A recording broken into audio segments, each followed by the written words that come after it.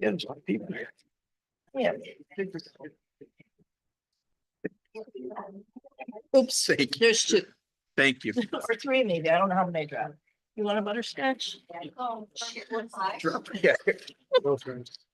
Or 10? You want it? Good God, yeah. You want a Do you butterscotch? think we got it? Yeah, we're good. Okay. Very good. He's gonna send me YouTube and then I just put that to the website here. Right. This is where.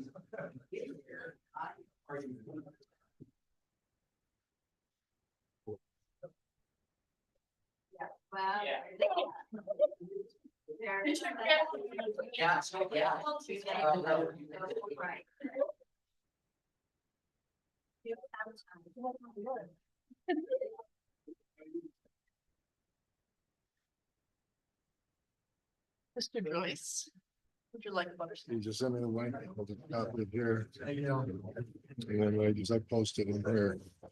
I go in here. I have. I've got a link. I do all this. Let's see.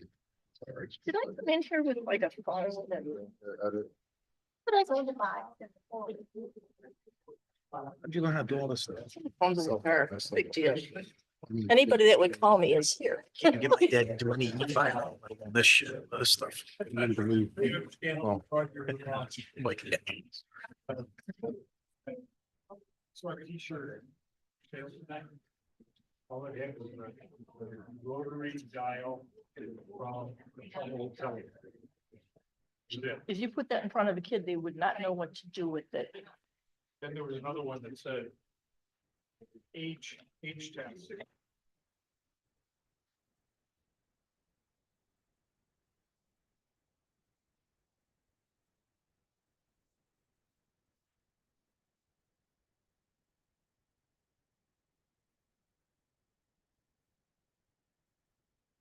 Mayor, does the yellow light mean it's dying?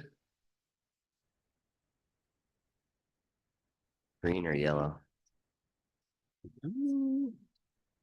Maybe it means like low on battery or something. Yeah.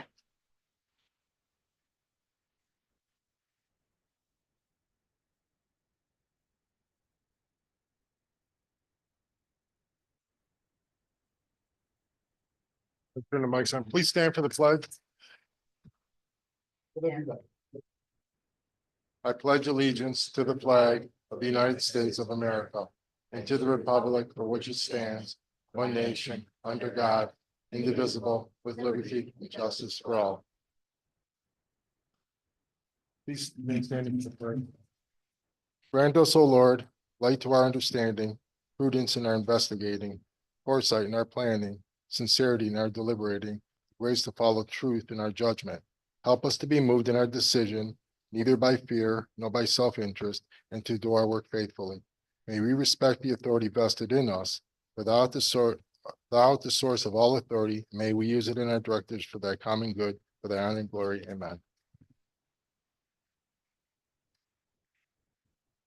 Call to order, roll call, please. Mr. Joyce, Mrs. Joyce, Mrs. Hardwick, Mrs. Mara, Mr. Conrad, Present. Mr. Thompson. Present. Thank you. Moving on to public comment. Please approach the podium, turn the microphones on, state your name and address. You have 3 minutes. Is it on? Yes. Okay. I'm kind of disappointed in the snow plowing. The kids go to school and catch the bus at 7 o'clock in the morning, and a lot of people leave for work at 6:30 to 8 o'clock or that. And the last 2 times it needed to be plowed in the morning, it wasn't plowed until 10 o'clock. The plow went down my street. So I'd like to see the plows being done earlier in the morning. I remember when I plowed for 4 years, and the police department would notify me of the snow on the road or whatever, and sort of give me a heads up. Then on top of that, when I was on service, I was trained by the son of the original service department manager. Uh, and he said, you plow all the streets first, then you salt the street because you can go down. You don't have to carry the weight of the salt, the tons of salt, the 200,000 pounds of salt or whatever in the truck, and put extra strain on the truck and that. And I've noticed that they're plowing and salting at the same time, and that's just puts that. And then they come back and plow and salt the second time on going the other way. And when I did it, I would plow the streets, then I'd go pick up the salt, and then salt down the middle so you don't put so much salt down. You don't need that much salt. On top of that, when you have the plow and you're salting, that extra weight is more strain on the truck. And then I know one time, I happened to be up at old age. I got me up at 2 o'clock in the morning, and I noticed that it stopped snowing, and the plow should have been out there then so that it would be clear for the kids and the people leaving for work, not for the home, not for the housewife who goes to the store at 10 o'clock in the morning. See here, what else? Oh, one time the plow went down my street 4 times in the same plow. You know, you don't. It seems to me like it was a waste of time. Another time, at 12:30, I was coming home from the store. That was when the plowed my street around 10:30 in the morning. I came home from the store at 12:30, and I see the plow down on the bare pavement coming towards me. And I don't understand why you're plowing the salt. That's it. Thank you.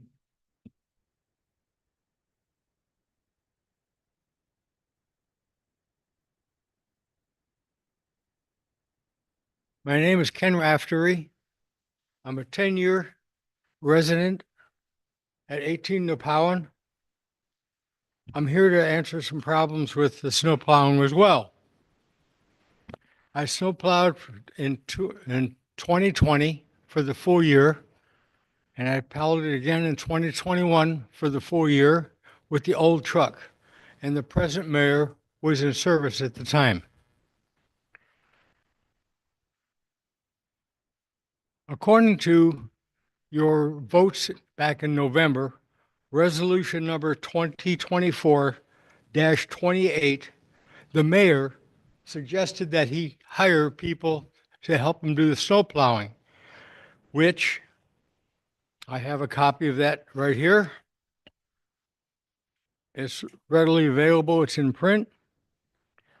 It was voted on, or the mayor presented the action, and it was okayed by Mrs. Mara, and it was voted upon, and the resolution was accepted by the entire panel. A week later, I was employed, and I'm still a service employee of the Timberlake Village. On February the 3rd, let's back up just 1 second. Yeah, on February 3rd, the mayor actually made a phone call to Jim Summers and asked him to come back to the village to do some snow plowing, out of which he accepted the offer with these conditions. One is he'd have a minimum of 5 hours to 10 hours a week of labor time working for the village, because the reason he left in September was there wasn't enough work for him. Also, the mayor offered him $2 an hour increase in pay to do the job, which after that, Jim accepted the offer.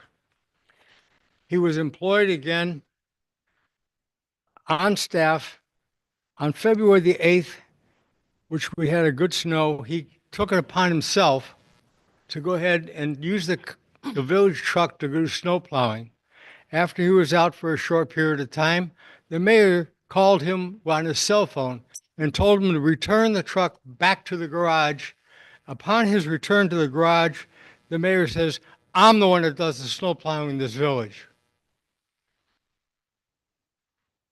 Mr. Thompson, you asked what could be done to service, to fix the problem with snow plowing. One is get the mayor off the idea that it's his private vehicle. And the other thing is use the employees that are on the payroll right now that have experience to go ahead and do the snow plowing. From what I understand, it's not the mayor's job to go ahead and do the service department work as far as snow plowing. He's violating some of the statutes which are established by this council, from what I understand. I couldn't find anything in writing about that. And I guess it's up to him to go ahead and use his power in whichever he decides to do. To which I think what he needs to do is use the people that he already personally went ahead and authorized and got the committee here to go ahead and vote on and approve to do the snow plowing for the village, which is myself, Ken Raftery, and Jim Summers. Thank you. Thank you. Anyone else? Hearing none. Reading and disposition of the minutes. Do I have a motion to approve the regular council meeting minutes of January 21st, 2025, please? So moved. Mr. Joyce makes a motion. Have a second? I'll second. Mr. Joyce seconds. Roll call, please. Mr. Joyce, Aye. Mrs. Joyce, Aye. Mrs. Hardwick, Aye. Mrs. Mara, Mr. Conrad, Mr. Thompson. Aye. Thank you. Do I have a motion to approve the emergency plan subcommittee meeting minutes of January 27th, 2025, please? Mrs. Mara makes a motion. I'll second. Mrs. Joyce seconds. Roll call, please. Mr. Joyce, Aye. Mrs. Joyce, Aye. Mrs. Hardwick, Aye. Mrs. Mara, Mr. Conrad, Mr. Thompson. Aye. Thank you. Next, moving on to legislation. Ordinance 4-2025 on second reading, an ordinance authorizing all actions necessary to accept the Northeast Ohio Public Emergency Council NOPEC 2025 Energized Community Grant and declare an emergency. Next is ordinance 5-2025. An ordinance authorizing the creation of rank of detective within the Timberlake Police Department and declare an emergency. Do you want to leave that in first reading? Do you want to suspend the rules on that? Okay, thank you. Next is ordinance 6-2025. An ordinance amending wages and salaries for the employees of the village of Timberlake and declare an emergency. That's on first reading. Next is resolution 2024-58. A resolution authorizing the mayor to hire Vincent Gangalosi as part-time patrolman for the village of Timberlake Police Department and declared emergency. Do I have a motion to approve, please? Mrs. Meyer makes a motion. Do I have a I second? will second. Mr. Joyce seconds. Discussion? Anything, chief? No? Okay, none being heard. Roll call, please. Mr. Joyce, Aye. Mrs. Joyce, Aye. Mrs. Hardwick, Aye. Mrs. Mara, Mr. Conrad, Aye. Mr. Thompson. Aye. Thank you. Resolution number 2024-59. Third reading, a resolution authorizing the mayor and fiscal officer to enter into a memorandum of understanding within the city of Eastlake related to alleged past due balance for the wastewater conveyance, treatment, and disposal and declare an emergency.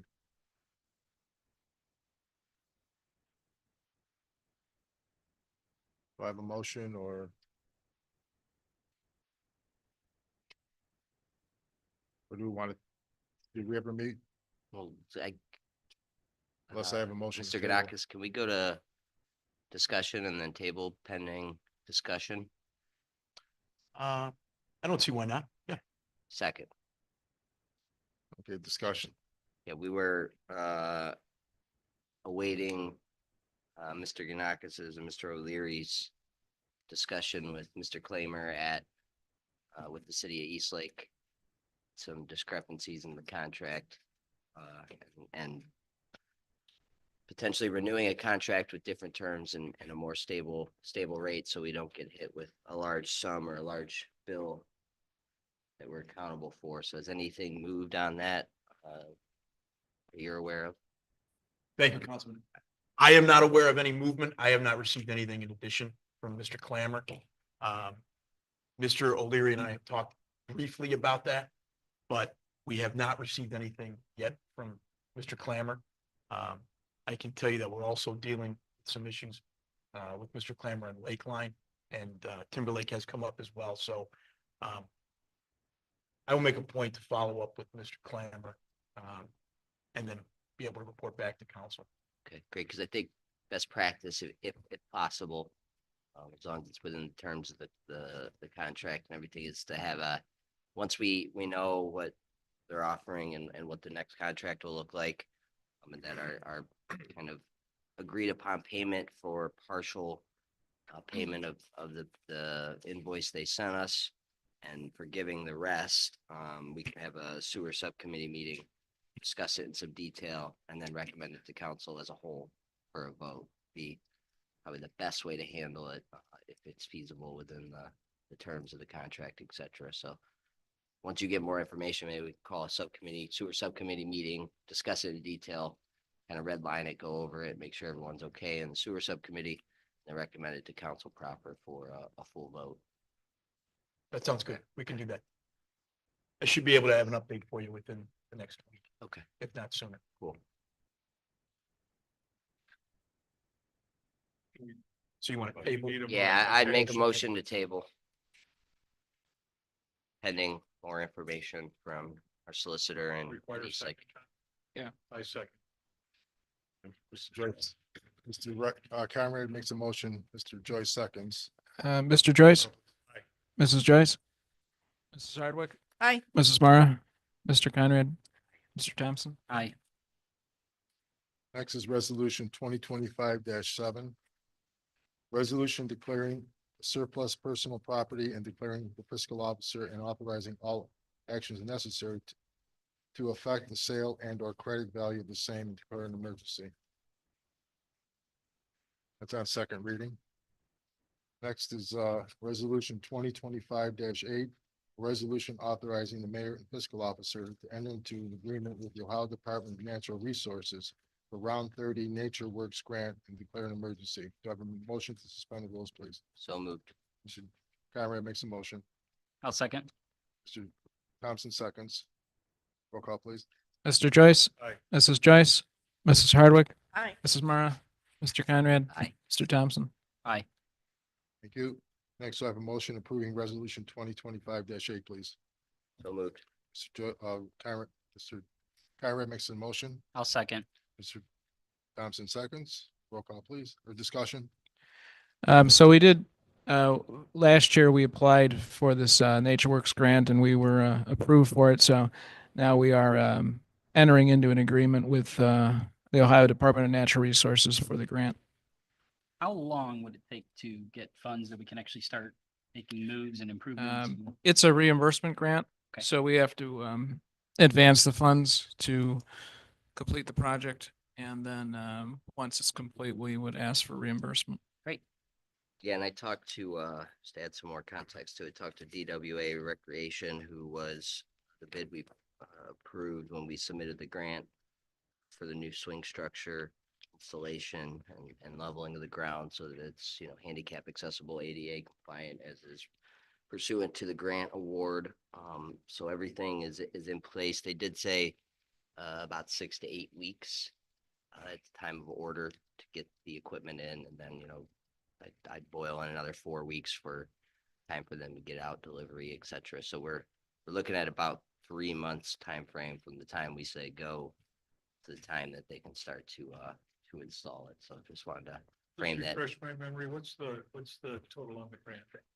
It's about 25,000 and change. Yeah, 25,000, and it's not a full reimbursement grant, it's a portion of it, right? There's a Right, local that's match. that's the reimbursement portion. Okay, yeah. I think 10 or 20% is our match on it. I think it's Portion. 25. 25%. So it's 25, 75%. Local 25, 75% will come from Nature Works via ODNR, and then we'll obviously have to put the money out and then they'll reimburse us similar to kind of the salt grant that we had. But 1,000 of it's gonna come from a donation that Mr. Thompson made. Great. Good memory. Appreciate it. Oh, yeah. Thank you. So yeah, exciting. And as soon as we finalize this agreement, we can reach out and start that process in hopes of having it ready for the spring. Doesn't feel like spring's coming, but eventually it'll be here, hopefully. Okay, thank you. Roll call, please. Mr. Joyce, Aye. Mrs. Joyce, Aye. Mrs. Hardwick, Aye. Mrs. Mara, Mr. Conrad, Aye. Mr. Thompson. Aye. Thank you. Next, resolution 2025-9, it's on first reading. A resolution authorizing the mayor to promote auxiliary patrolman Brandon Kubes to paid part-time patrolman of the police department and declare an emergency. Next is resolution 2025-10. Resolution authorizing the mayor to hire Officer Adam Scott as an auxiliary patrolman for the Timberlake Village Police Department and declare an emergency. Do I have motions to suspend the rules, please? Mr. Joyce makes a motion. Second. Mr. Conrad seconds. Roll call, please. Mr. Joyce, Aye. Mrs. Joyce, Aye. Mrs. Hardwick, Mrs. Mara, Mr. Conrad, Aye. Mr. Thompson. Aye. May I Thank you. ask, can I ask a question? On, the first reading for 2025-9. It's first reading, but then you come down to 2025-11, first reading or rules suspended. Can we suspend the rules on -9 so that we can get this officer hired and get in and get paid? The promotion would be effective on April 1st, so that's why it's on first reading. Okay, He has to put in a certain amount of time before. Starting in December. Yeah, those would be 4 months. Very productive class, but-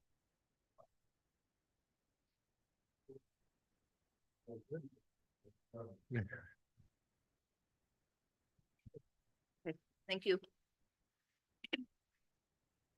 Okay. So, motion to suspend the rules. I have a second. Roll call, please. I think we need a motion to We do a approve. motion? Yeah. Okay, so next, do I have a motion approving resolution 2025-10, please? Move to approve. Mr. Thompson makes a motion. I'll second. Mr. Go ahead. Thompson, or No, Mr. Mrs. Joyce. Mara. I heard you first. Mrs. Mara do it. Mrs. Mara seconds. Okay. Roll call, please. Mr. Joyce, Aye. Mrs. Joyce, Aye. Mrs. Hardwick, Aye. Mrs. Mara, Mr. Conrad, Aye. Mr. Thompson. Aye. Thank you. Next. Resolution 2025-11. On first reading, a resolution authorizing the mayor to promote Officer David Claridge from part-time patrolman to part-time detective of the Timberlake Village Police Department and declare an emergency. And next, mayor reports. Guess, I'll address a couple of the concerns there from the residents there about the snow plowing. I guess, some of the complaints I heard is, I guess, snow plowing doing too good of a job, but, I remember the first storm we had, we got hit, got a call from the police department. They called me first, by the way, and then I'll dispatch it out, but, it started out, we just got a new salt spreader. So again, I had to get a feel for how it worked and how everything would operate, so forth. So, and I did, that, but then again, what we were having problems with initially is the salt was very, very wet. City of Eastlake has 2 storage bins and they use a small one first. And that salt happened to be wet, so I had to go around the first couple of times with the vibrator on just to get the salt in there. That problem obviously has not been a problem recently, but that was initially the problem with that. Then just getting the feel for it. Then we got hit with the snowstorms where it just never stopped. I mean, I couldn't even stop myself. I just got in the truck, get the feel, and just one after another after another. And the problem is that it was building up ice. Okay, it was that wet snow that just built ice over with the plow. It would hit and it would just build ice. So the only way to get that ice broken up would be to put salt down and then plow over that when it comes back and softens up. And that's one of them. And then a couple of them, we had ice storms where had to go out and just do some salting itself. And then there was a lot of drifting. That's another problem. We've been getting a lot of winds, that drifting snow, a lot of the roads. And Awassa and the Powen, they get hit a lot in those areas there, especially then mini Wawa. So I'm constantly having to go up and down just to take care of those drifts. And I want to address the problem with the Jim Summers. First of all, I never promised anyone $2 raise. Everyone got $1 raise on service. That was known. That was it. Never promised anyone any extra money. Never called him to come back. He never really quit. He just didn't want to do snow plowing because he had to basically do his other plowing. He said he'll just be a backup. And I says, that's fine. And as far as 5-hour minimum, his complaint was that he only worked 5 hours a paycheck. And he goes, for 5 hours, he goes, it's not worth my time. It wasn't that I would guarantee him 5 hours. So that is a lie. Never happened. So, you know what, honestly, as far as the storms have been hit, I've been out there. These been unique storms. And again, as far as finishing up, I would finish up late at night, and then out of nowhere, the storm would start early in the morning. And you can't get out there fast enough, obviously, because it just hits. So these aren't excuses. And as far as that goes, again, I'm not getting paid to do it. I don't expect to get paid. I'm doing it as a service. And again, I also take pride because when I get done plowing, I wash that truck off meticulously, inside and out, very, very meticulously. So, and again, when I'm plowing out there, I meticulously do it and make sure that the roads are open and safe for emergency vehicles, for our own police department to get around. Okay. Again, and that's why I do it. So that's all I want to say on that matter. Let's move on to solicitor's report. Not when we get to the next second public portion, you can have questions. Solicitor's report, Mr. Kanakis. Thank you, Mayor. Not much on my end, a little bit of a quiet month. Had some conversations with the chief, exchanged a number of emails back and forth. Just trying to bring everything up to speed. We talked about an old case, what to do with that. Talked about some retention of some old records as they had, Sheriff's Department came in and did a review of the evidence room. In speaking with the chief, we've got some ideas going forward on how we can improve things. But he's doing a wonderful job. And, I know in speaking with Assistant Solicitor O'Leary, he's got, I think, 2 pretrials set for tomorrow.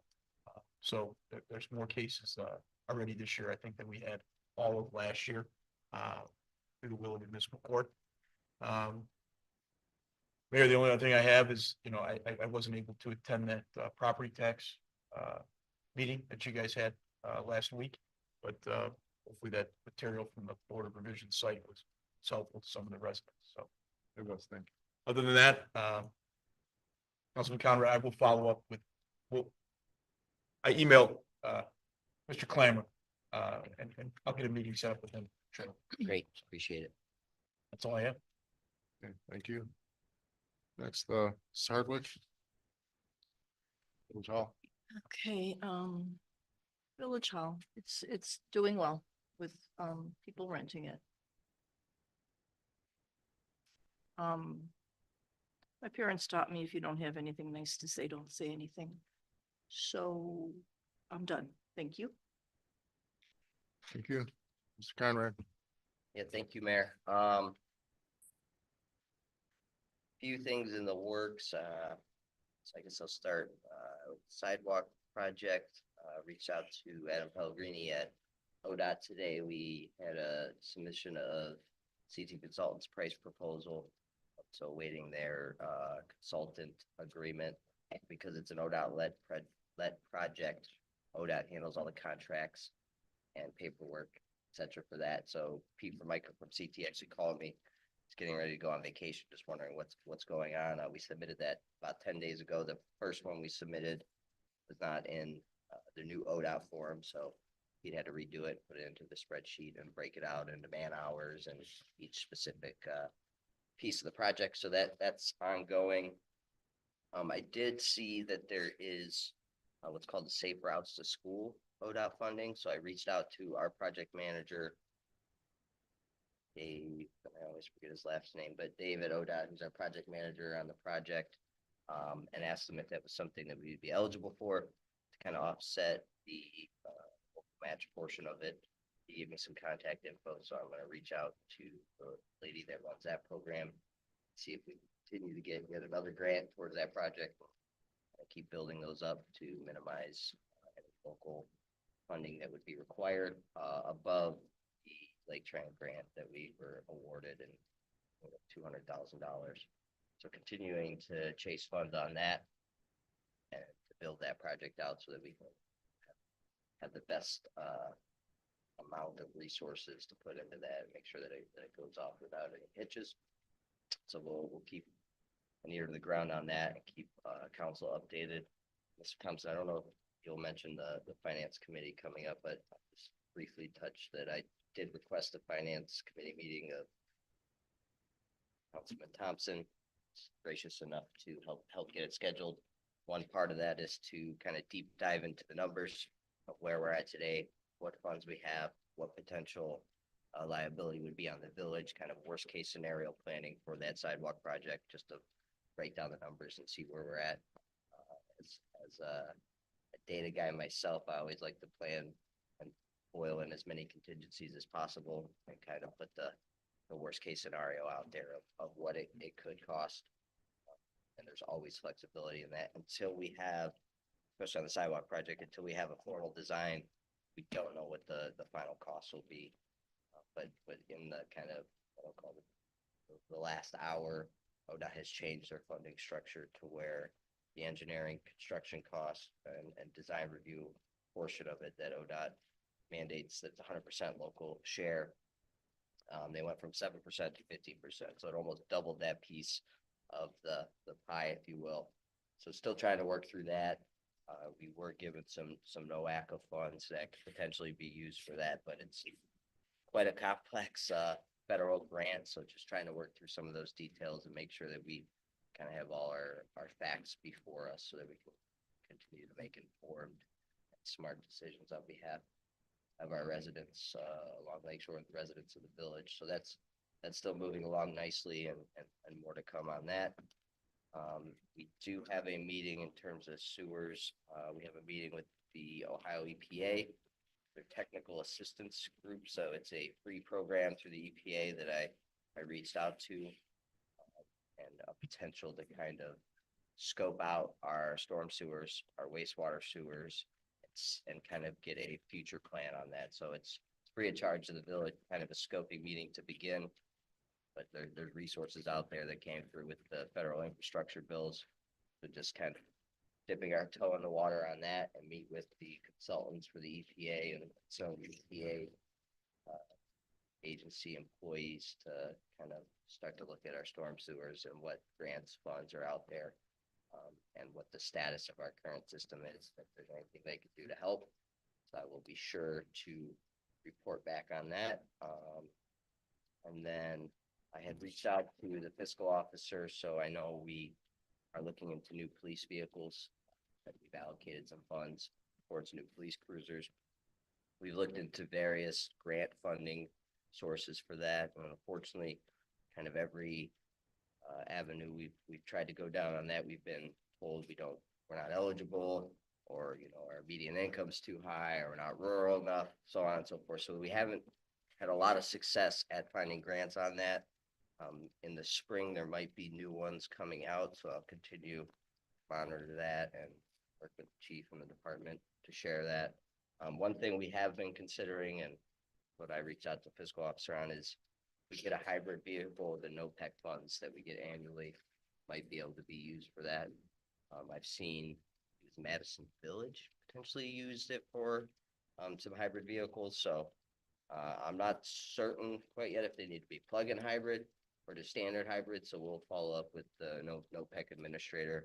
They're usually pretty responsive and willing to help on if those funds could be used for a hybrid police vehicle. In my head, do you want an electric police vehicle and the risks that are associated with that if it doesn't start or if it's not charged right? Maybe you could have one normal call internal combustion engines or ICE, hybrid vehicle, and one plug-in EV, plug-in hybrid. So some things to work out on that, but we're always chasing, additional funds to offset the cost of those vehicles for the village. So we'll continue to chase that. And then the last thing that, the finance committee's in the first week of March, if anyone in the public would like to attend. The other thing we're gonna look at is, given the sexennial reappraisal and, the valuations increasing, property taxes have increased in the village. I think it's about $40,000, Mr. Rasmus, No, it's 20. only, 30, it's only like 19,000. 90,000, $20,000 dollars that the village will benefit on that based on the increase in property taxes. So starting to look at, can we do anything to alleviate the burden on our residents, whether we forego that increase in millage, start to think through that. We can always use more. We are pretty good at using our finances, our revenues, pretty fiscally responsible. We've done a great job at coming under budget every year, starting to build up a prudent reserve, start to save for projects over multiple years, so it's not hitting one year's budget. This administration, I think, has done a great job at managing budgets, trying to limit the burden on our residents in terms of taxes and being smart about how we spend our money as if it's our own. $90,000 more than the sexennial valuation? Yep, without the vote of the people, right? And that's the whole, we did have a property tax kind of town hall or grievance workshop. Spiro, you, That's on the inside millage. Yep. Inside Yeah, the- yes, there's, it's inside. right, it millage. only affects the inside millage. Right, and the 20 mil, I won't get into it, but Mr. Ganakis, you missed some great speakers, so, but we do appreciate what you said. I That- watched a that- little bit on the video. That was incorporated into to what was on there and just trying to educate the public. It was nice to see. We actually got a lot of people from outside the village that came that were interested. Hot topic right now. There's a lot happening at the local level, the state level, the county level. So you'll hear a lot of churn about property taxes and taxing seniors out of your homes, and it affects us all equally.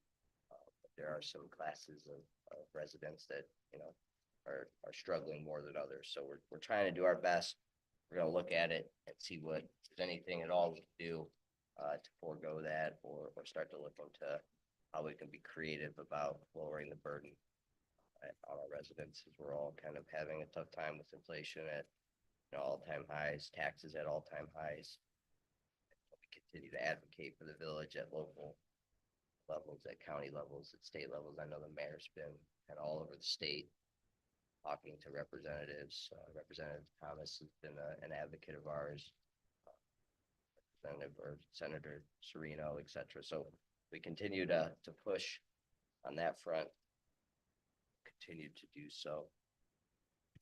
I think that's I just want to interject, a lot of information came out from the presentation that night. And I was quite a bit disappointed that more residents of the village didn't come down to listen, maybe learn something. Most of the people were not from the village that attended that night.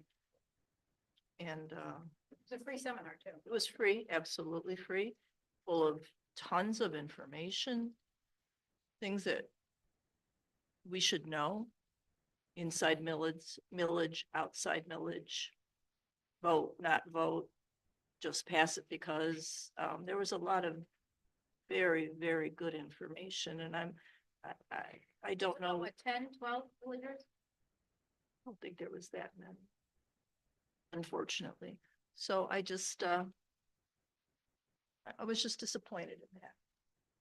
yeah, and I did put together a PowerPoint presentation. Happy to share any info if anyone's interested in that, or if anyone wants to reach out to me. My contacts on Timberlake website. And there's also right on the homepage, the mayor was gracious enough to, also our webmaster, top of the many other duties he does, was able to put links to it if you want to contest your property values or reevaluations, or how to go about that, how to contact the auditor, how to see what your value is. or look at your property as a whole on the auditor's website. So a lot of good information out there. And see where it goes, because I, It is itemized and then, Lakeland Community College, the East Lake Library, the school system, to see a bill, to see how much it went up. right. Organization of things that you might not even do. Yeah, and you know, when we have finance committee, right, the part of it that comes to Timberlake is small relative to the amount that goes to the other government aid entities, including the school district, which gets about 63% of our property taxes. So that's the biggest share and the biggest piece. But you know, if we're gonna stand up here and say, you know, we want property tax reform, we need to get relief, and you know, at some point it's about putting our money where our mouths are, right? And seeing what we can do as a village, although it will not have a huge impact on the pockets of our residents, you know, maybe there's something we could do and look at. So that's the intent there. And then if it comes to snow plowing, the new salt spreader, you know, our new salt spreader is a 3 cubic yard salt spreader, so it holds about 10,000 pounds of salt in it and a full load. If you know how salt works and the kind of chemistry behind it, when you apply it, it melts the salt, but just melting it doesn't get it off the road. But oftentimes, especially with kind of the cold spell we've been in, you just go by a plow, you're going to still have a layer of ice. So you do need to salt once and then come back and push that snow off the road so that you get down to dry pavement and salt again. That's just how plowing is effectively done, given the amount of snowfall, the wind we have, and the drifts that come, and the extreme colds we're experiencing. And we've actually run calculations based on previous years, just the efficiency that the new salt spreader has, because it was part of the EPA grant, and we had to calculate kind of how much salt we've saved, right? That's the whole intent, is put less salt down when possible, and just based on the new controls and the new salt spreader, it's about 25% reduction in salt. We also kind of changed our salting practices, worked with the mayor and the EPA on this of, you know, if it's 15 degrees or below, there's really no point in putting salt down because it won't work, right? It's too cold. It's not going to melt the ice. I know if you get these snowstorms, and I live on Lakeshore, so I am right on State Route 283. I can look through my back window and see that Timberlake's roads are down to the pavement, and I look out my front window, and the roads are still covered in snow. So you have state agencies and a big municipality like Eastlake that has a fleet of snow plows, and their roads are cleared after ours. So, you know, it's hard to say that our roads in the village aren't being cleared properly or cleared at the right time. You know, these snow squalls come when they come, and most of them have come overnight, right? So the mayor will be out, he'll clear the roads, he'll salt them, they'll be nice down to the pavement, and then, you know, we all wake up in the morning and they're covered again. You can't expect people to be up all night waiting for the snowstorm, and you can continue the snow plow over and over and over, but if it's still snowing, it's kind of a futile effort, right? You're kind of chasing your tail on keeping the roads clear. So that's just what I've seen personally, especially because I traverse very little of Timberlake Village roads, right? Most of my driving is outside the village, and anytime I come back into the village, even during these kind of torrential snowstorms, if you will, our roads always seem to be in better shape and clearer than roads of local municipalities. So it's been a tough winter. We've had a lot of snowfall, we've had a lot of cold, we've had a lot of ice storms, we've had rain events that then turn into ice and then snow on top of it. And it's a huge effort to keep even our little village clear. But just go out around and about in other communities. I mean, even today, at state 91 is still snow covered, right? And that's right where their snow plows come out of. So it's every community struggles with this. Every community, if you're on any of the local boards or Facebook pages, you know, when are our side streets going to be done? When are our roads going to be cleared? When's this road going to be cleared? Like, everyone thinks that, you know, as soon as snow comes, it should be taken care of. And you know, I think we're fortunate that we're a small community and have, you know, a new snowplow, a new snow or a new truck, a new salt spreader, the equipment and the capability to handle our roads and make sure they're cleared as best as they can be, given the kind of winter that we've had. So that's kind of my take on it from my experience kind of on the other side of the village. I always don't go back here, but that's all I got. Thank you. Thank you. Mr. Joyce, finance? Sure. Or Well, trees? first of all- No, your trees now. Yeah, I don't have anything to report. Well, I do have one thing to report on tree. I got I wanted to save this to the end because I think it's gonna require some discussion, but I got an email from a resident. I'm not going to put the name out there, but the resident has a tree that is approximately 4 feet from the roadway, and it's dead. The resident is arranging to take the tree down. But, unfortunately, I think it's because there's been some activity in this regard. The expectation is that the village would consider paying for half of the cost of removing the tree.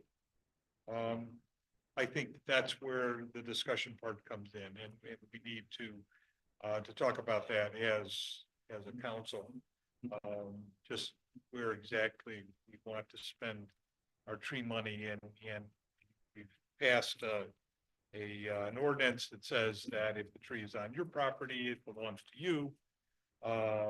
That's not always been the case in the village, and people, especially long-time residents, sort of have this expectation that the village is going to be willing to foot part of the bill. And I think that's something that going into this year as the chairman of the tree committee, I would like some guidance from the council, not just the people who are on the tree committee with me, for what they think about that. We can talk about that at the end of my comments. The first part of my comments, I thought that the tax grievance meeting was a great idea. Thank you, Mr. Mayor, for pulling that together.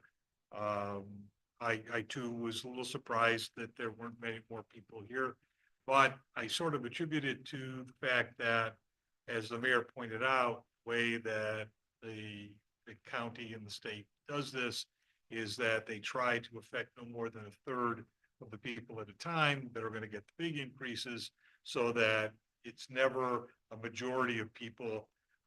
So you don't have the townsfolk all coming out with their lanterns and pitchforks, trying to go after the powers that be. I think it's a sneaky way to do it, and I really don't like that at all. But as Councilman Hardwick said tonight, Councilperson Hardwick said tonight, a lot of good information came out of that, and we have the opportunity to see where our money goes. But you know, great job on pulling that together. Second point I'd like to make is I'd like to put a thank you out to Mrs. Joyce and to Captain Wright and to Councilperson Hardwick again, for bringing this emergency plan subcommittee together. We've had a couple of 100-year storms in the last 2 years, and it's caused a lot of problems with power outages. It's caused a lot of problems with trees and so on. And so one of the things that Mrs. Joyce was interested in addressing was, what do we do for our residents who are out of power for a long time? In our particular case, we were out for 8 days, but we had a little generator, and so we were able to keep our food. We didn't lose all of our food. There were a lot of other people that didn't have that benefit. So she called this subcommittee together. We asked Captain Wright, Chief Wright, who has a whole group in Spencer, Ohio, that he sort of works with for emergencies, and he talked to us about kinds of things that we can do and the kinds of things that we can't do because we just don't have the staffing to do it. And at the end of the day, Mrs. Joyce wrote an article, it'll be in the Timberlake Times. I don't know if it's out yet or not. In the Timberlake Times, its next publication, that basically outlines for people where they can sign up with the Lake County Emergency Notification System. And that really is the best way to sort of prepare. Get your name out there, and there's other things that you can take advantage of, but we don't have a complete resolution on how we'll handle the various notifications. That's still going to be an ongoing sort of process, but and I know I'm stealing your thunder because you probably want to talk about this. I'm sorry about that. So I will just shut up about that. Last month, we passed a resolution to have a professional portrait taken of the mayor, so we can have it put out there with the other mayors in the hallway. I have made an arrangement with Nate Riddell, a professional photographer, who will come, and he will be here a month from today on the, I guess it's the 18th of March at 5:30. And he will take your professional portrait, and he'll do the prints, and we'll get it framed, and we'll get it out there. Timberlake Police Department, bravo on what you're doing. The people that you're able to hire, there are people slowing down on Lakeshore Boulevard. I see that the sign going off, and I don't see as many of the too fast signals out there. You're bringing in, you're hiring new people. You're providing them with training opportunities. You're providing the existing police force with training opportunities. I think you're doing a great job, and I wanted to give you a little pat on the back there. And then the final thing was the email from the resident. So I'd like to take a few minutes and discuss that to see what people think about the idea. I'm not real comfortable with us just in a blanket sort of way saying that we're going to take on the expense of helping people out with the trees that are on their property. But you know, we're called Timberlake for a reason, right? We have timber, this lakefront community. So anybody want to comment on that? I open for comments. So Joyce, I think Or is that better to wait until we have a tree committee meeting? Me too. yeah, is there any backstory or quotes on cost of taking down the tree? Have you received any of that information? I think I have an idea where it might be located.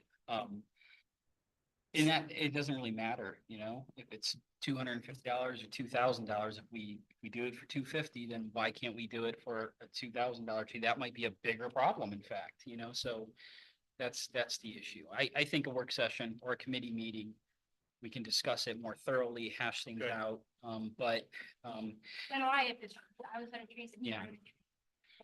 Now you're at a tree, so. I'll give you a quick opinion if you'd like, and this serves no purpose, only to put myself in harm's way because no one's gonna like it, but Ryan and I believe Ryan were the only two members at the time who voted against the new tree ordinance. I believe it was in the beginning of 2022.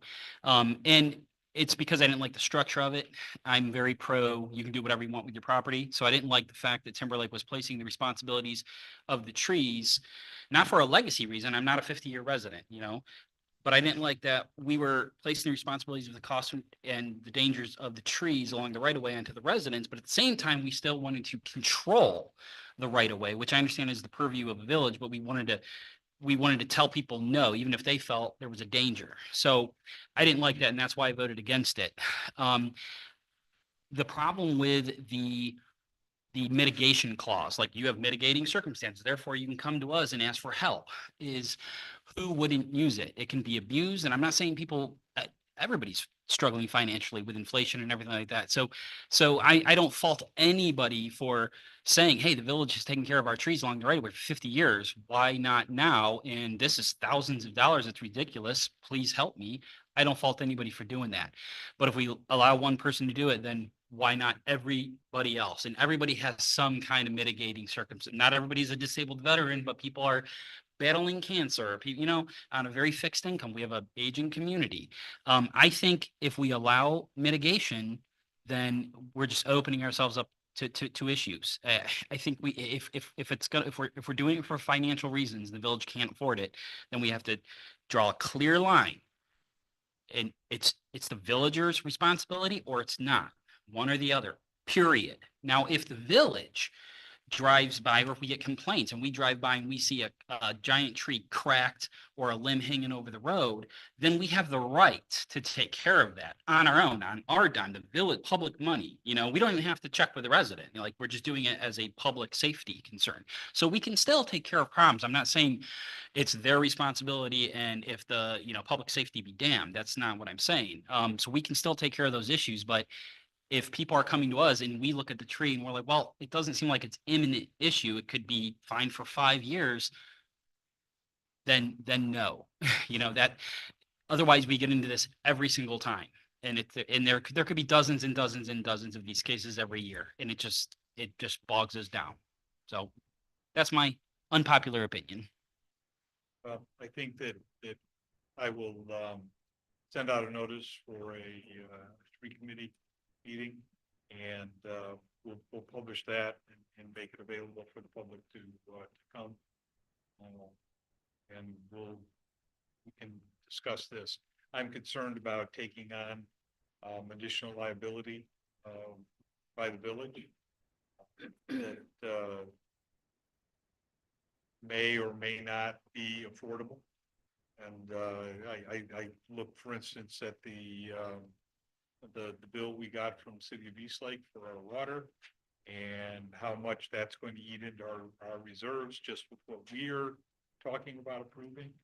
I don't want to put the village into a deficit type of situation.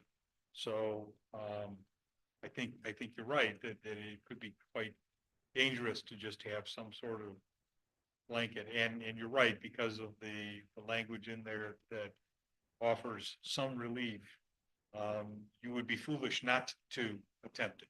Absolutely.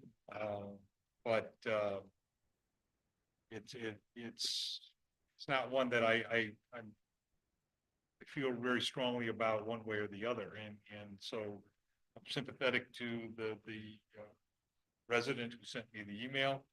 I will respond that and basically invite them to come to the committee meeting, and we'll go from there. That's it.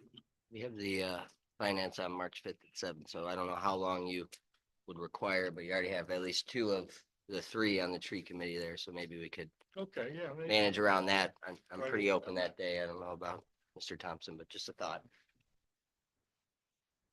Okay, thank you. Mrs. Joyce? Yeah, Jerry pretty much covered everything that I would have said, but one point I would like to make is that in an emergency, it's really important that if you have cell phone usage, that you're receiving emergency alerts. So if you have not taken the time to register, I would recommend that you do that. Mayor has listed that on our website, and the Timberlake Times will carry the website. It takes just a few minutes, but it's a major step you can take to keeping yourself informed. As to right, Lake County. yeah, the Lake County, yeah. As to whether or not we'll be able to make the village hall available, there are a lot of issues with that and trying to set up a formal way to do that. So I think our general thinking now is to do it on an informal basis. So if you are a villager, say we have another storm and you're out of power and you have a situation, reach out to your council person, and then we will do what we can to get somebody here and make power available for you to recharge whatever portable devices you need or have your medication stored. Trying to do it on a formal way, it's just communication's difficult. We don't know what demands storms are going to place on each of us individually in terms of what we're trying to do. A lot of our council members are also working, so it would, almost 50% of us are not available during the day. So there's a lot of issues with it. So I think maybe that's the best way, contact your council person, any one of us, and then we'll work it out and then see what kind of demand we have. And then if we need something more, then we can address it. So that's it. Guys, on behalf of the Village Club, they're looking for new officers. If anyone wants to join the Village Club to run for a new officer, which should be, I think, the second Monday. Is it the second? First. First. John, when are the school board meetings? Second. Second Monday of March. So, please, if you want, interested in more, we are having events already scheduled in the Village Club, but they're looking for new officers. So if anyone's interested, please come to the Village Club meeting and run for a new office. That's it. That's all I have. Thank you, Mayor. As far as the Finance Committee meeting, as of right now, that's tentative, that Ryan brought up, that's tentatively scheduled for March 5th at 7 p.m. That is subject to change. Mr. Roskis will put a notice into the paper when it's official. Did you already do did. that? You did it already. Okay. So as right now, that's it. Now we might, who knows, maybe we'll extend that for a tree committee meeting or something. And did we, are we going to be discussing the tax relief issue during that meeting? Because don't we have to be specific about topics? That would be the only, if you were going to have a special council meeting where you got it, if you were going to consider a resolution. Okay, Then you'd have. to but have just a special, committee meeting, we but don't no, have to, but we can not kind a of just add lib talk. Yeah, Okay, the great. bulk of it's just ask questions. Right. What can we do mostly? To Right. the Okay. fiscal officer, what's legally allowed, Right. how it would work. Good. Well, that might be a good time to discuss that as well, during the finance committee meeting. Yes. And then I have a question, a curiosity for the chief, and I could just ask you this in person, but I don't see any harm of the public understanding the structure of the police department. So there's a resolution to create a position for detective. Now, we had a detective sergeant. Are we doing away with that position? How do you see the structure of our department? I'm genuinely Sure. curious. So what I'm trying to do is I'm trying to actually rebuild the department and see how it, in order to make it run efficiently. So one of the biggest thing is when we had the evidence audit for by Lake County, realizing the last 4 years, evidence really wasn't handled properly. Luckily, that didn't come back to bite us, since there was not a lot of activity. But going forward, as our solicitor said, there's a lot more activity. So with that being said, there's a lot more cases we have to file charges on, doing probable cause hearings. So one of the things, if there's evidence collected from a traffic stop or a car accident, I need someone to process it. So I need someone to process it versus having officers kind of screwed up, which could affect our chain of custody, which is a lot of other things down the road. So So it's more specialized, dedicated Specialized. position instead Correct. of correct. jack of all. Correct. Like, Burrich was here for many, many years. He was the one that took over, had the evidence room, and actually opening it up for the first time with the detective, seeing what was in there and what he put into place. I was like, this guy's, I know where I need to put you. So it was his records were impeccable. And even the detectives were like, had it really put together really, really well. So I approached Dave and I said, hey, he works nights for UH. I said, if I have a case where I need you to take stuff to Lake County Crime Lab or what have you, I can have him take care of this, making sure all of our chain of custody is done correctly. So that's the goal of kind of moving him into handling all the evidence going forward. And then as well as any new cases that we have to go file probable cause hearings or what have you. Domestic violence, restraining orders, anything we're doing, he's going to be there along with our solicitor to make sure it's done. Great, sounds good. Thank you for that answer. And also, did you create the position of captain, or did we always have that and we just didn't use it? It was there, but we never used it. Gotcha. So, And Officer Wright now has that correct. position. Okay. All right, great, thank you. And that'll be all. Thank you. Squab's report, Mr. Vasquez.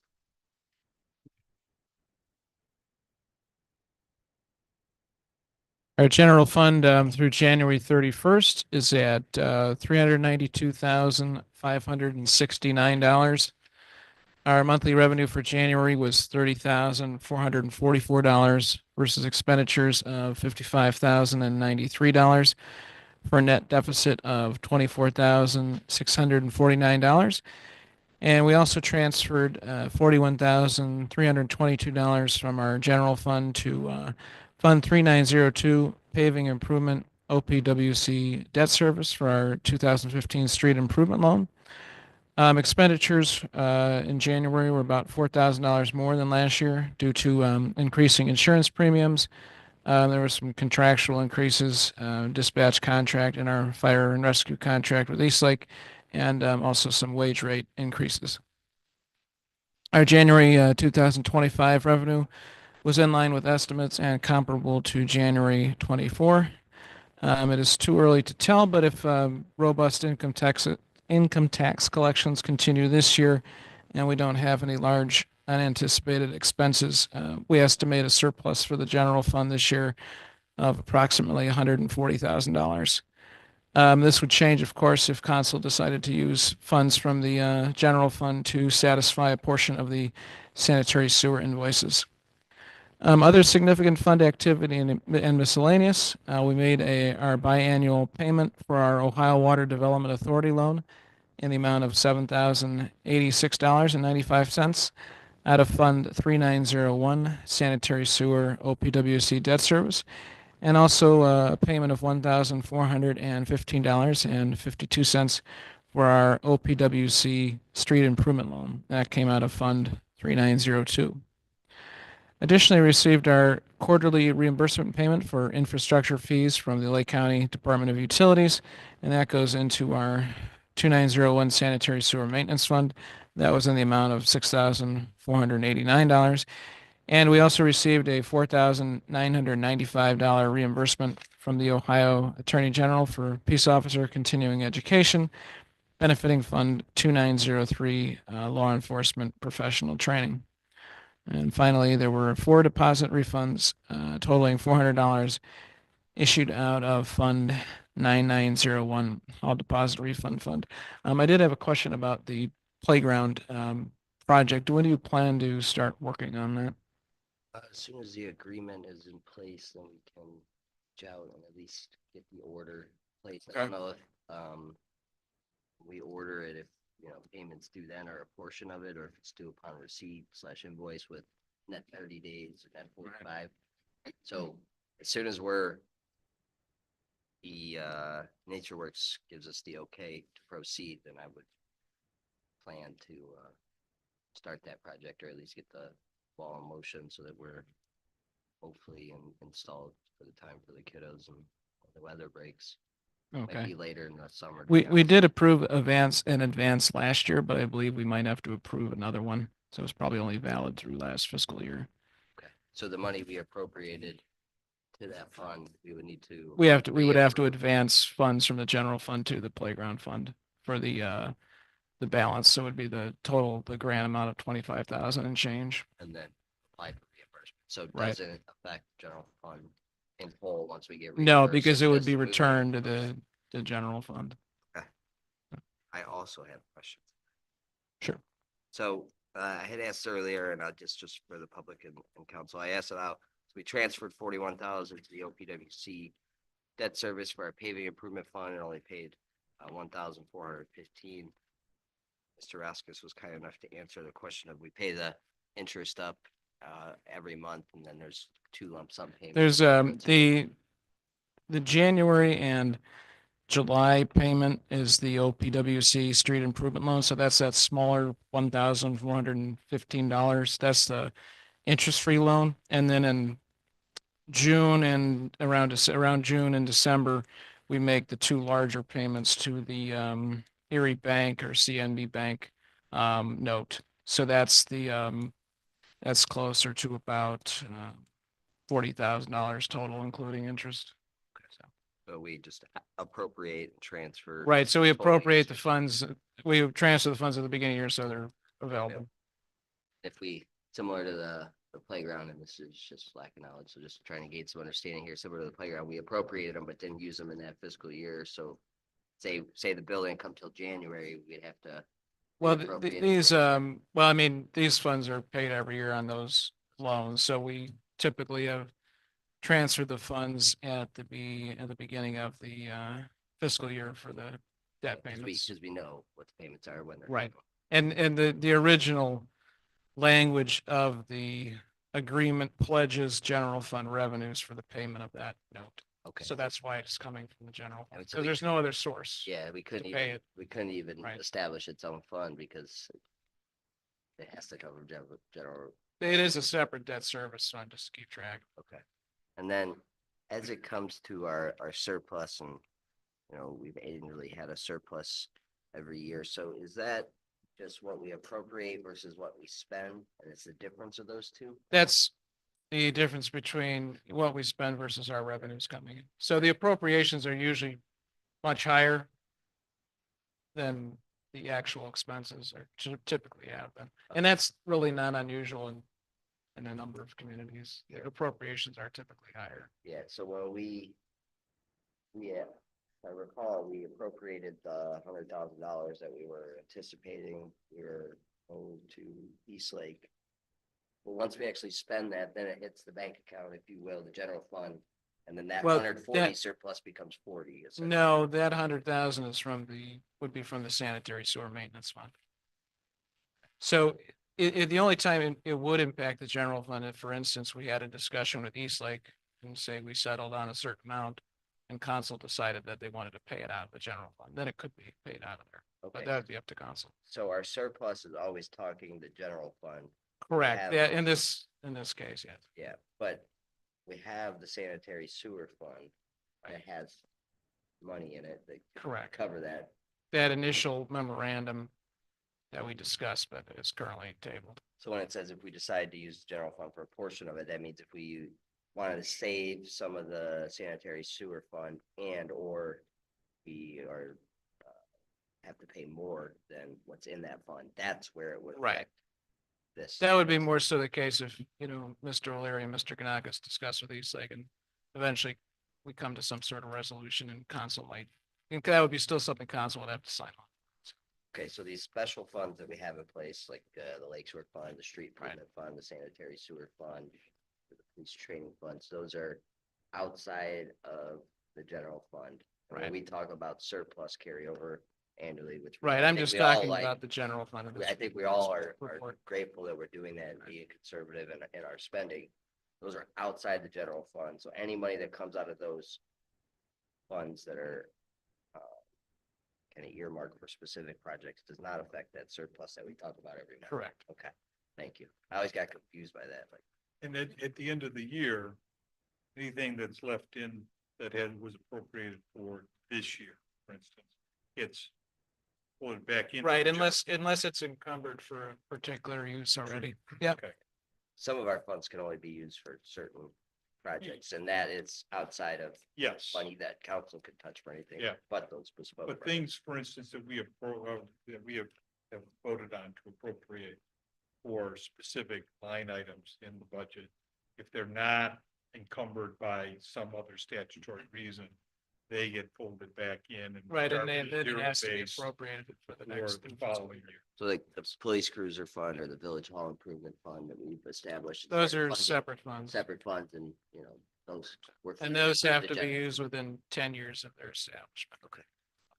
Okay, thank you. Okay, nothing else? Police chief report? I'll try to make it short, so not as long as Ryan's today. Or any day. Or any day, you're right. I try to keep it short, so I'll just go over some highlights. One of the things I attended my first Lake County Chiefs of Police meeting, was actually accepted into the group, which was nice. One of the biggest thing was satisfaction was hearing each chief kind of say good things about us that they hear already through the community. The chief of Willoughby Hills actually joked and he's like, I think you guys are on the radio more than we are. So that was nice. They had an incident on the highway a couple weeks back that they were trying to close down the highway.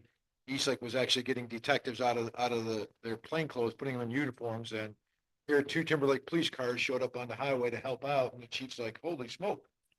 So was a great, for me, it was a great kudos that, you know, they already know our officers' names. So it's a great thing there. Also in this month, we had 258 calls for service. So from last month was 186. This month was 258, including 97 traffic stops. Give you an example on there. We have one of the officers, which everybody thinks that crime doesn't happen. It really does. Officer Webb is one of our shining stars that we have right now. He had arrested, has made his 6th OBI arrest since joining our department. 2 months. So that's the 6th person that's been out under the influence driving down the road. One person was nearly 4 times the legal limit. Officer Krebs stopped someone on Lakeshore last week for 68 and a 35. So and also Officer Webb stopped someone that was wanted by ICE. So they are taking a trip probably to Guantanamo Bay now as we speak. They're gone. So that's some of the highlights on that. Our evidence audit went through amazingly. I was actually a bit nervous. I never walked into the evidence room till they came up, and I was actually a bit nervous, but they were actually impressed. They sent us a detailed report. I fired off a letter out back to the sheriff, thanking him for sending 2 detectives out to our village to help us out. They were quite impressed with us on that part. Had our first multi-agency training. Truth be told, I'll take the hit on that one. It was Super Bowl Sunday, so I should have looked a little bit better. So we didn't have as large as turnout as we could have, but we still had other departments come out. If you guys actually like to see the video, Officer Cubes actually took the ride with the taser. He's actually a great sport, so he actually took the ride on the taser. We actually have another taser. Angry Joe reached out to Axon. We actually gonna have a taser instructors course here coming up in April sometime, where it's gonna be all multi-agencies through Ohio and Pennsylvania. So we will be representing very well that way as well. As we talked about new cruisers, so we're starting to get pricing on the new cruisers. Realistically, if you order a car, most of them nobody has them in stock. You order a car anywhere from 2 to 4 months to get one, and then another 2 to 4 months to outfit it. So, you know, so even if we decided tomorrow, still probably looking at fall before we receive a new cruiser. So just something to consider down the road. I've already started receiving estimates to outfit the vehicle and what is necessary, what is not. So that's going to be interesting there. Let's see. Clarence, who's going to move to the detective spot. One of the things he's going to come up with an order to give to our solicitor or Mr. O'Leary to file with the Willoughby Municipal Court so we can do a disposal of old evidence. So for example, we have an old firearm that was turned over to the village, forfeited to the village. Now we'll need to transfer that into the police department's name so we can actually use it as a firearm for the police department. There's still some cash out there that we need to get forfeited over to us as well. So there's a lot of things that this position, there's a lot of things we need to clean up, and this is going what I'm trying to do. And in regards to really, as I tell all the officers, every day I watch what they do. I'm seeing who's stepping up, and that includes all my supervisors. And we actually have our first supervisor meeting coming this Thursday. And I'm setting the bar very high for everybody. And as I told everybody, if you want to come here and do nothing, probably best you go somewhere else, because those days are long gone here. I expect performance from everybody. I instituted a duty log, which means that they have to write everything they do all day long. So I can see if they have a 2-hour gap where nothing's happening, they're not driving through the village, doesn't say patrol the village, doesn't say that they're checking this or that. I know who's doing their job, who's not doing their job. And that will be addressed with each individual. If I find out they're doing 10 miles in the village on an 8-hour shift, that's being addressed. If they're not talking to the residents, talking to the dogs, you know, I love all my dogs. So more dogs I can see even when it's cold out. I'm traveling through the snow to give them treats. So we're actually, I'm looking at who's performing. You know, we're turning down a lot of applicants that will call up and say, I'm just looking for a department to hold my commission. And thank you, but no thank you. good luck to you. We have one new young guy that's started his academy last week. He's proud to be part of Timberlake. So once he gets out, he'll be a 4-month to 5-month auxiliary program. He's excited about coming here. I'm recruiting from a couple other colleges as well to get more auxiliaries. Let me see. I'll try to make it short. Officer Webb is going through some additional training. So there's a specialty out there. It's called a DRE, which is Drug Recognition Expert. Very few people actually get it. There's probably maybe a couple dozen in the state of Ohio. It's a very difficult thing to do. Officer Webb, I actually done the paperwork to push him through. It's going to cost the village nothing except for time that he's there. It's no cost. And, you know, the troopers are already enjoying him because they're seeing the quality work that he's doing in his OBI enforcement. And that's one of the things that I'm pushing a lot of officers for additional training, as well as I already spoke to the commander from OSP. And I also spoke to Eastlake Police Chief. We're going to have a OBI checkpoint either May or June this year. It's going to be multi-agency. I can tell you where it's going to be, Lakeshore 91. So you'll see a lot of cruisers that day. I will be there working there as well. So we're going to be a full enforcement to make an impact in the community there that way. Chief, Go ahead. can that DRE training that Officer Webb's gonna take be covered by the Attorney General reimbursement for continuing education? Yes. Even his time- Yes. time Good. Down there? Yep. So it Okay. is no cost. to us. Correct. So that's what I'm trying to do is one of the things I put also out there, OPATA's pushing for VR training. For those that don't know that, so they want virtual reality training because they feel that if they see an officer having different scenarios, it's the best interest that we can then download how the officer reacted and go forward. So when I was at the chief's meeting, I was, of course, my ears were peaking up, listening to that. So OPATA does, you can buy the program from them for like $2,500. We can buy it offsite for about $750. If we buy 2 units, about $1,300 for 2 units. Well, the interesting thing about that is we can go to Kent State University, we can go to Lorraine Community College, send our officers out there. Training's free, but I got to pay them mileage and I got to pay their hourly rate. Fortunate for us, Angry Joe is a VR instructor.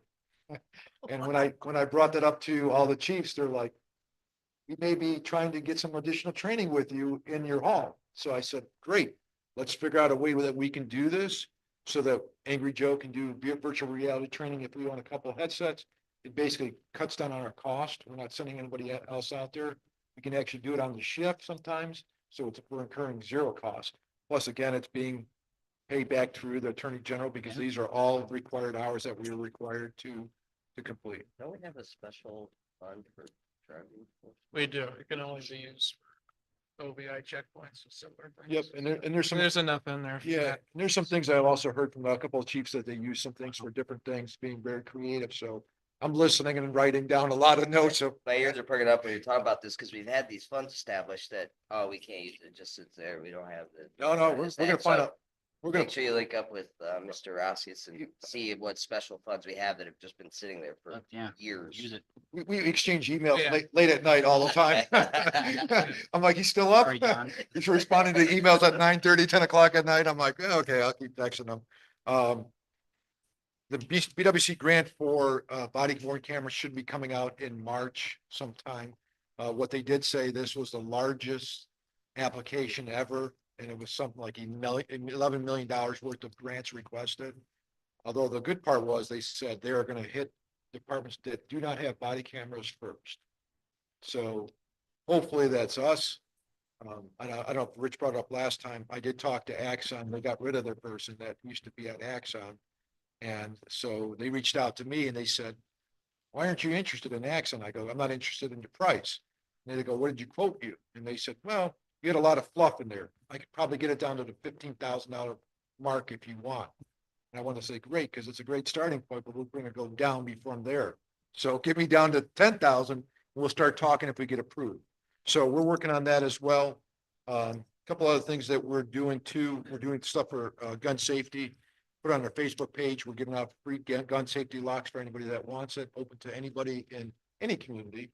We're also going to be doing some stuff down the road for village residents. So additional training on Human trafficking, thank you for bringing that up. We're gonna do gun safety. We're gonna try to do some other things throughout the summer, open it up in the evenings. Anybody wants to attend, they get 10. Gun safety, just general safety in general, for women out there by themselves, how to protect themselves. So things to look forward. So we're gonna do a lot more training within the department. We're already planning for the village parade coming up this year. It's gonna be bigger. I got a couple surprises that I'm hoping that are gonna work out. So I'll keep my mouth shut on those till then. I will. It's gonna cost you guys nothing, but it's gonna be, we're hoping really big. So You're rich amount, or no? I know, we're ready working. So really, that's what we're doing. And like I said, I'm evaluating everybody on a daily basis on what they do, what their performance are. Again, I'm trying to make sure that we are really going above and beyond what we need to do. How'd you get so many officers? Let's keep it on point. Everybody hears, so. I mean, we don't pay the best. Well, we don't pay the best, but everybody wants to come here now. And it's funny because the two guys that, actually I should say three, there's three people that really put a lot of praise out there on the Facebook pages, on everything else because of what we are doing. And not only what, the leadership is, but through the residents and the village council of how much support we do get. I always tell them story of getting, a turkey dinner on Thanksgiving. Someone came over, knocked on the door and said, "That's dinner." And he's like, "This is outstanding." He goes, "You weren't joking about this." I go, "Trust me, none of this is made up. The residents do love us and, we welcome it." And I joked with someone the other day, I'm not gonna say who it was because I was driving patrol and he's like, "Department's doing really great." And I go, "Thank you." And he's like, "How's the new chief?" And I go,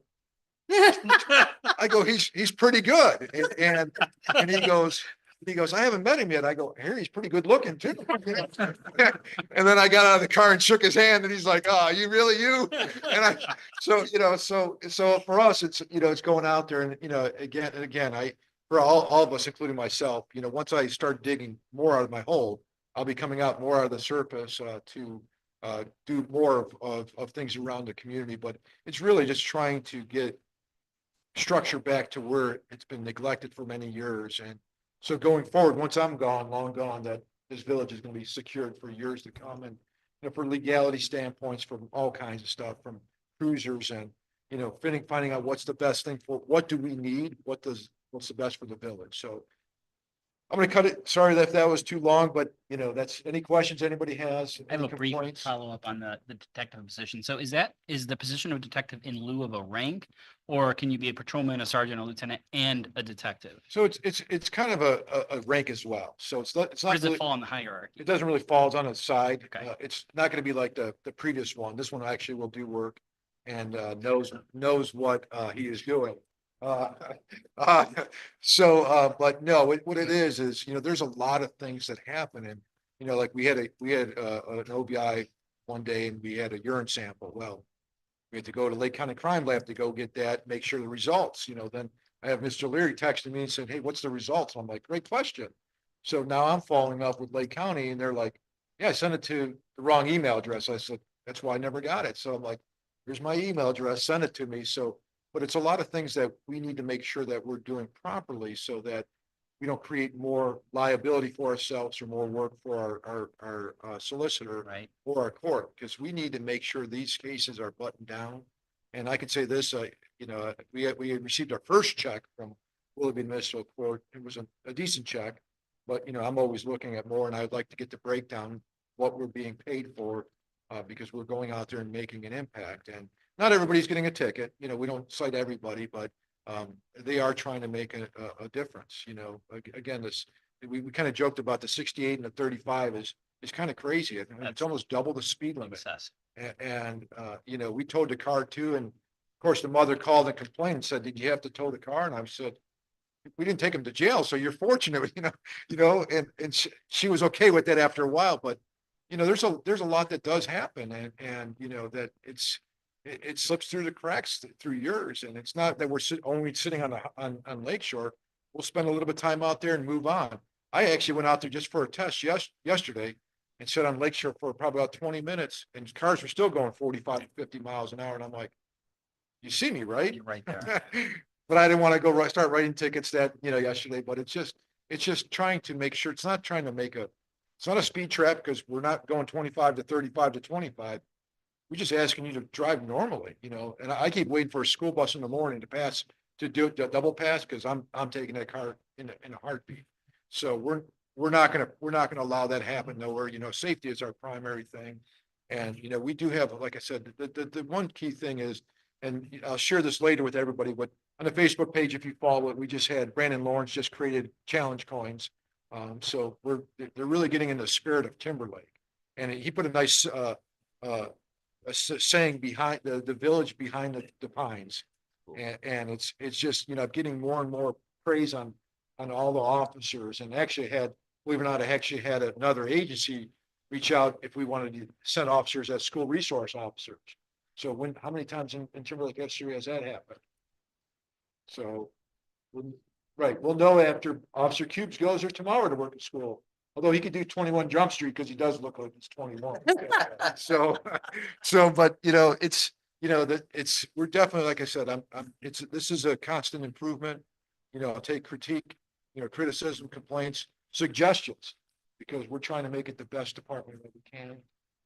And that's the thing, is trying to constant improvement, how to do things better. That's all I have.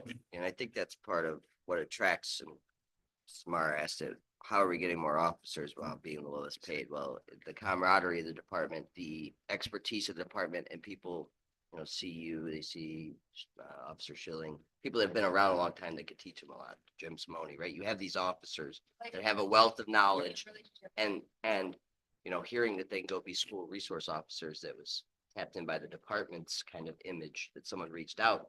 Now they have a new job, right? So there's that upward mobility that they get and training they get in Timberlake. And, we invest in our officers. The department is investing in the officers, getting the training, giving the resources.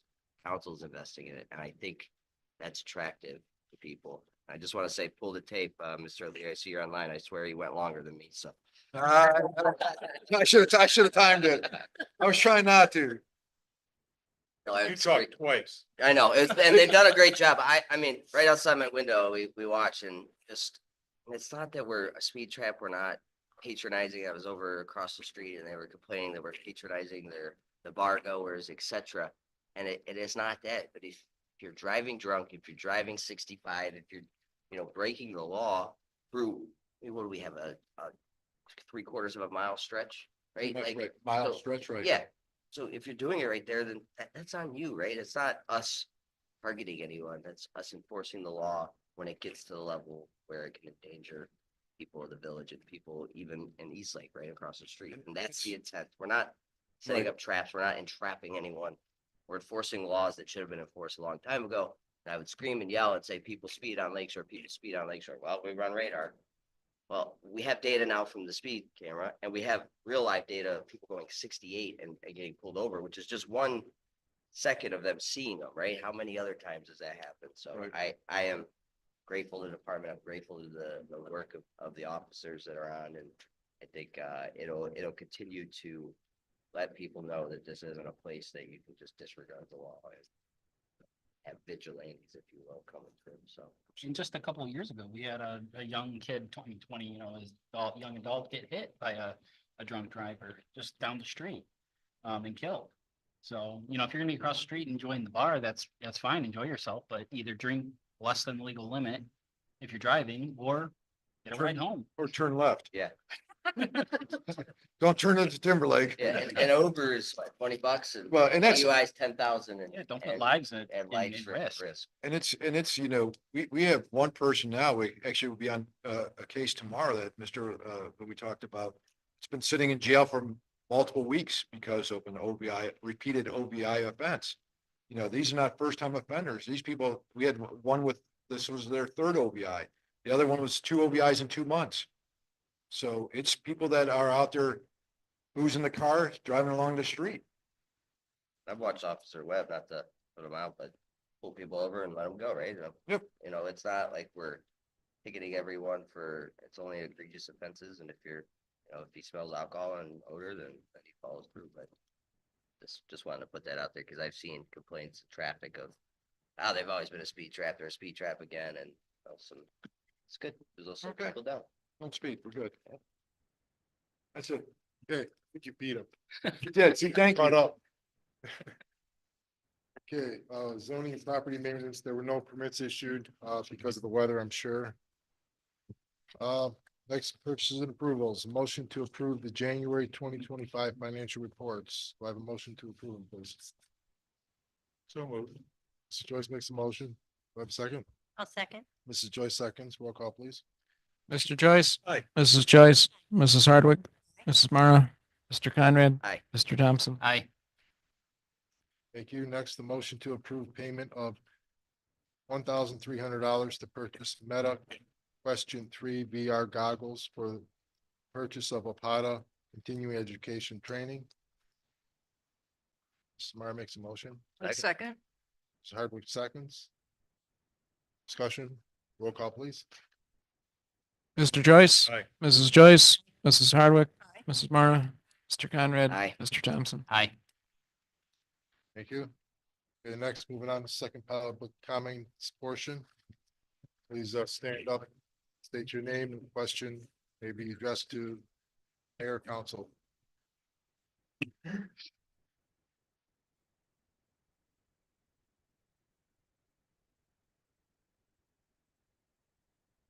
Hi, I'm Holly Goddard, East Shore Boulevard.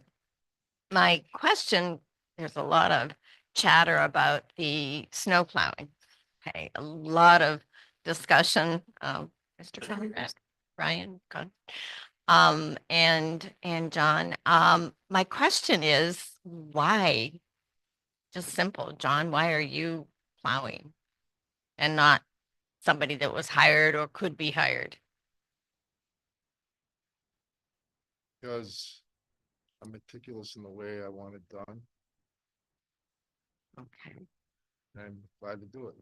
My other question that I thought of when I saw you out there in the winter is like, are you covered by insurance? Because, insurance runs our lives, and it's like, how can someone who's not an employee of the village, are you covered by insurance? I'm employed, I get $300 a month.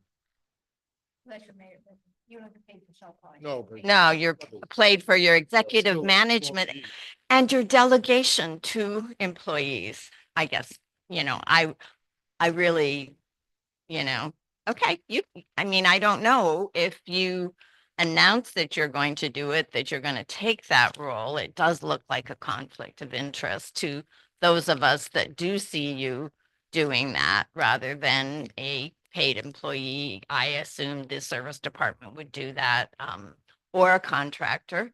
We all live with snowplow contractors. So it just seems very odd. And also, if it's the village department or contractors, they do indeed take shifts because, being, as the police know, being sleepy is one of the worst things at the wheel, and snowplow operators start at 4 or 5 in the morning, and they do have teams. So that is my comment about plowing, the insurance factor, and just why you don't delegate. Secondly, I think about the sidewalks and that project a lot. I know it involves getting a lot of money, a lot of pieces for the sidewalk project. But every time I go down Lakeshore Boulevard, I wonder, how are you going to eke out sidewalks? Have you, is eminent domain, I know, takes property from people for public good. And is there, can you think about putting together a package for us as residents about the sidewalk project, the steps of the funding, which would be very complex, I know that, and grants, I'd be happy to help write grant proposals if you need someone to do that minion work, but it's like getting, what does the map look like? Is there a map? And I haven't been paying attention. So maybe on the website, if such a big project like that, or maybe it's not to that point, but is there a map showing, 200 feet off the right of way or the path of the sidewalks? Is it both sides? No, the other side of the road. Sorry, the other side has one. I don't have a sidewalk. I love Timberlake because I don't have a sidewalk. Nobody has a sidewalk. So nobody does except the main street that does have a sidewalk on one side. I still can't, in my mind, imagine how much you're going to invade those properties in Timberlake on Lakeshore Boulevard that have parking spaces or gardens or trees or whatever. So those are my comments, those two things I think about. Great questions, and it's come up before, and kind of where we're at in terms of the phases of the project. So we are just about to enter the design review phase, which is where they will send out surveyors, they will mark the pins, they will confirm the right of way, they'll find that center line, and then start to design the sidewalk to minimize the impact on both land as well as vegetation and landscaping and other impacts that could come from it. And once that design is at least drawn and the surveying's done, then we will have a public forum for residents to come in and kind of, for lack of better terms, give their 2 cents or what they would like to see. Can we move it here? And it's not going to be a straight sidewalk. And I know Mr. Joyce has brought this up too, and it's been asked, what's it going to look like? We don't know until the consultant, which is CT Consultants, the engineer draws it out, right? At least preliminary of how they would do it to most effectively utilize the construction resources and not impact the land as much as possible. Second part of that is an environmental review, which then includes vegetation. Are you disturbing any of the wastewater runoff? Are you going to flood people's yards? Like that kind of review. And then construction, at least tentatively slated, not till 2026, 2027. So we are years out. In my head, I often go, it's a sidewalk. This should be simple. Why is it taking so long? But because it's a ODOT project that is federally funded, there's a lot of steps and, for lack of better terms, hoops we have to jump through to do that. But there will be, and there has to be, because it is federally funded, a public input portion of it. But we will certainly, as it gets closer to that and we start to get, and I wouldn't even call them finalized drawings, but drawings, because right now all we have is what we submitted on the grant, and it literally looks like a crayon on a piece of paper of our map. What's that? You had some residents that were opposed to it, and you had some residents that were agnostic to it, right? But if you think about it, you have a lot of residents that live along Lake Shore that don't have safe access to the village, right? So walking along that shoulder, and there's a lot of walkers. 2 of my neighbors are walkers. You're walking on this much of the side of the road while you have cars going 62, right? So it's primarily a safety concern. Second big issue is you have kids that catch the bus right there. So if we could put in safe crossings and beacons for that, they can get to the other side of the road, because that's usually where they catch the bus. You have that, and then you also have Lake Tran stops there that people utilize both in the village and outside. Well, it was Lake Tran that was interested in it. Correct. There were residents who have young children who are waiting there to get the school bus. And there was also NOACA, I believe, who came along and said, we're gonna do it. Yeah. And you guys can do it, or we're gonna do it. And if we do it, we're making an all-purpose path that's gonna be what, 10 feet wide? I think is what they Yeah, said. so NOACA wants to put in a multi-purpose paths for, what they call multimodal transportation. So bicyclists, at recreational trail that is 10 foot wide all the way along Lakeshore, because it's lakefront community. So they're trying to have an interconnection of all lakefront communities as a kind of nature Yeah. recreational trail. Now, one other thing that we did commit to is that when we get the mock-up drawings for what this is going to look like, we're going to have a town hall and allow people to come and see how it's going to be done. I personally promised that to several residents.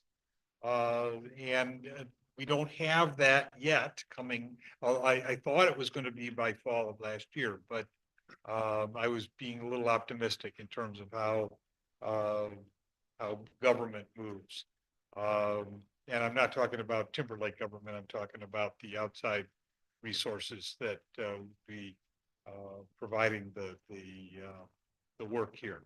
But when we finally get all of that together, we are going to open it up and allow people to come in and see how it's going to affect, what we're going to be doing to maintain the land, what we're going to be doing to replace vegetation that has to be moved because of the way that the sidewalk is designed. And I know people, especially the people along Lakeshore Boulevard, are going to have lots of questions. But it's not only the people along Lakeshore, because as you pointed out, you don't have sidewalks, and you like the fact that we don't have sidewalks. So it's going to change the look of the village. We understand that. But at the same time, it is safety concern. And that was really the primary driving force, I think, behind us even pursuing this grant in the first place. So, And there's zero discussion about sidewalks being on the interior of the village. So, yeah, Yeah. exactly. you know, it's only, I don't even think that would, I understand if I lived out there, it would affect my front yard, but to me, that doesn't even change the look of the village, because 91 just looks like a main road with sidewalks and, you know, there's convenient crossing, you know, so it's not like we're changing the interior of the village True. without, you know, And just for some perspective in like what we've had so far is what's called a scoping meeting. So we've kind of set the scope of services, what the length of the sidewalks will be, what kind of safety features, you know, where do we need curb ramps, right? For those that are disabled or handicapped or need, you know, wheelchair accessibility. And that's about the extent of it, right? And the next phase is had that scope of services meeting. Now we got to get the consultant contract in place, and then the consultant can start to design it. So we're waiting that. Peak actually, Michael called me today, said, if you heard anything, I want to get my guys out there to start working, but he can't move until we have ODOT's agreement. And just for people's knowledge, right, the sidewalk on the other side of Lakeshore is actually Timberlake property, right? It is in our right of way. So we have right of way on both sides, State Route 283, and it is bigger than the internal right of way that's inside the village. So I think 25 feet is the right of way inside the village. Out on Lakeshore, it's 75 feet from the center. So it's a huge right of way because it is a state route. So there's no eminent domain or right of way purchases or easements we need to get. It is just, it's state property that the village is responsible for. So that's where it'll be put. And the hope is to minimize the impact on current infrastructure there. So whether that's fences, vegetation, et cetera. Obviously, that's not going to be possible everywhere. And we're going to do our best to work with the residents, with our partners to replace those trees and that vegetation, because we are Timberlake, right? We all love our trees. We all love our gardens. We all love the grasses that grow out there, right? So that's the goal. And the second big piece of it is not to upset the kind of natural flow of the water, right? And maybe even improve Drainage. Yeah, the drainage, right? So the drainage out there is horrible. The road sits higher than the rest and it just flows down driveways. And I know where you're at, you actually get flooded from Lakeshore, right? So anything we could do along this to grade the land properly could help with the water flow that comes from Lakeshore and floods the rest of the village. So it's multi-purpose is how we're looking at it, and doing our best to minimize the impact of those that live along Lakeshore and take away as little bit of the yard. Now it's actually, like I said, it's in the right of way, so it's not technically their property. They're not taxed on it. It's not part of their property and the parcel. If you go look at it, we're trying to minimize that because we still utilize that as our yards, right? So that's that. And thank you both for your extra comments. So I hope that helps answer it. And happy to talk more about it. Like I talk at sidewalks ad nauseum sometimes, but near and dear to my heart. And I mean, the hours spent, yeah, or by phone. Thank you. Any other public comment? Okay, seeing none. Anyone else have anything else to bring up or? Before we adjourn? I promise one quick thing, just to let council know, I will be out of the village Wednesday through Monday. I'm going down to Arizona for spring training. So if you need to reach me by phone, that's fine, but just Quit bragging. Okay. We have a motion to adjourn, please. So moved. Joyce makes a motion. second. Mr. Conrad seconds. Roll call, please. Mr. Joyce, Aye. Mrs. Joyce, Hi. Mrs. Hardwick, Aye. Mrs. Mara, Mr. Conrad, Aye. Mr. Thompson. nay, I want to hear Ryan talk some See more. you.